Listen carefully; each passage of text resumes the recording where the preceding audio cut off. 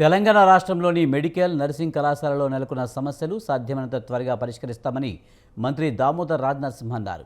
మహబూబాబాద్ జిల్లా కేంద్రంలోని ప్రభుత్వ వైద్య కళాశాలలో బాలుర బాలిక వసతి గృహాలు, డైనింగ్ హాల్, క్రిటికల్ కేర్ వార్డులు, అంబులెన్స్ ప్రారంభోత్సవ కార్యక్రమం జరిగింది. 350 పడకల బోధనా ఆసుపత్రికి నిర్మాణానికి జిల్లా ఇన్ఛార్జ్ మంత్రి పొంగిలేటి శ్రీనివాసరెడ్డి శంకుస్థాపన చేశారు.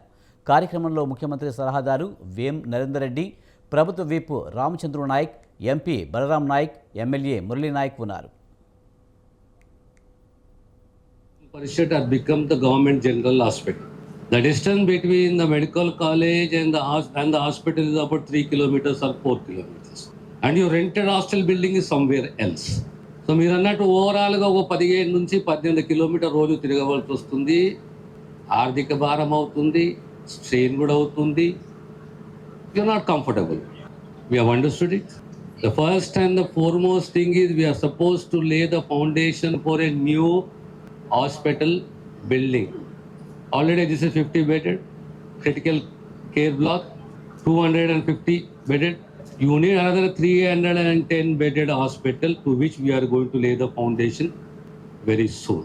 త్వరలోనే 310 పడకల హాస్పిటల్కు శంకుస్థాపన చేయబోతుంది.